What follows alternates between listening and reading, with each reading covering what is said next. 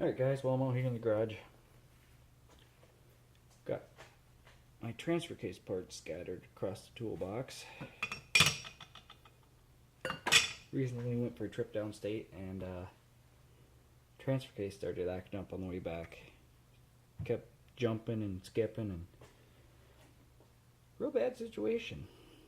At least real bad sounding situation. So what ended up happening was this range fork got worn out, in part because the teeth on this range hub are worn at an angle, and the range collar is pretty chewed up too. So I will be ordering a full rebuild kit. We're going to do a pump, bearing, seals, chain, what else?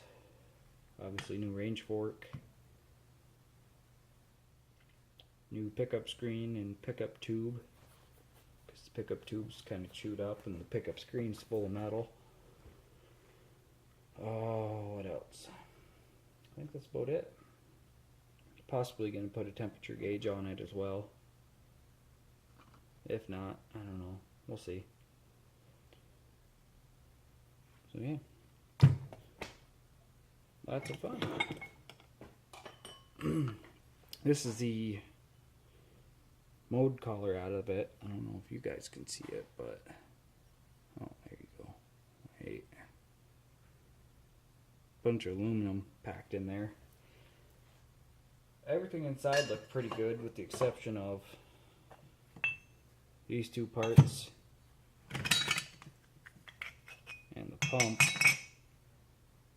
which, as you can see, it's pretty gouged up and there's a whole bunch of debris inside of it.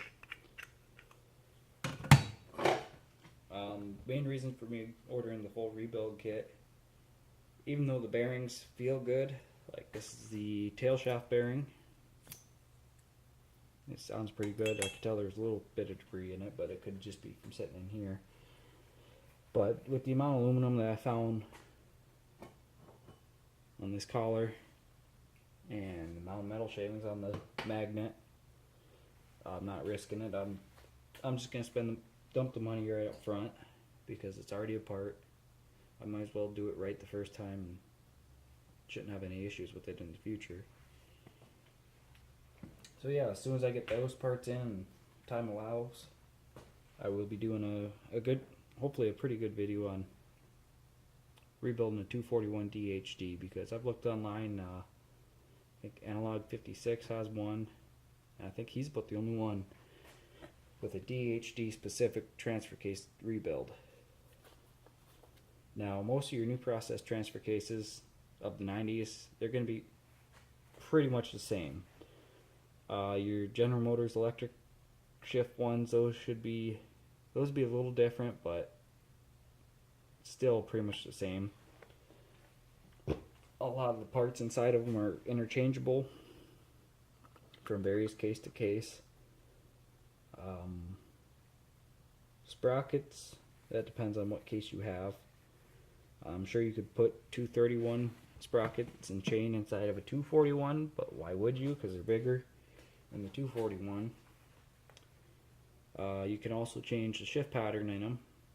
Like Dodge, for example, the 94 through 97 had a different shift pattern from the 98 through 02. So you can actually change the shift pattern, and I'll show you how I did that. Because the case that was in my truck was from 97, because it originally came with a 241 DLD, excuse me, and I upgraded to 241 DHD, and I also changed the shift pattern in it. But yeah, we'll go over that. Gotta get the money together, order up parts.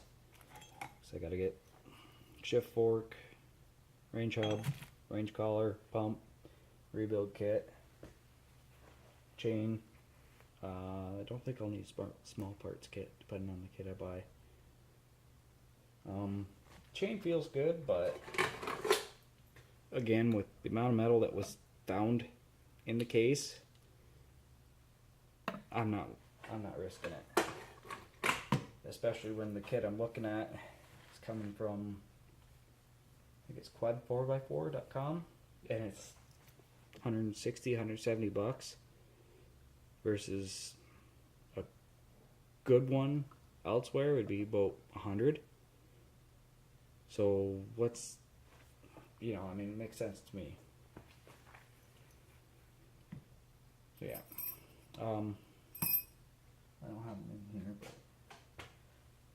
if you're going to be doing this, you got to buy a good pair of snap ring pliers. I believe they're transmission snap ring pliers, because these are snap rings that they use. As you can see, there's no eyelet on them like your standard snap ring. It can be a pain in the ass. The best thing to do is just be patient with them, and the more you deal with them, the easier they are. The first time I dealt with them, I was cussing and yelling and all that fun stuff, and now it's a cakewalk for me.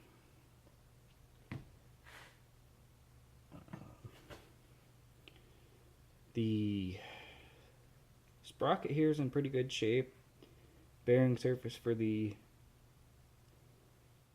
synchro's in good shape. There's extremely minimal scoring on the inside. I mean, it's there, but I can't hardly feel it. The main shaft did have a little bit right here, but it's minute enough that I should be able to put it on the lathe and polish it out. Other than that, there's really no other damaged parts. But once I get the parts, I'll be making the video, hopefully getting it out. If there's anything specific you guys want me to go over in detail in that video, just leave a comment below. I'm going to try to get it as detailed as I can, but we'll see how it goes. Well, thanks for watching.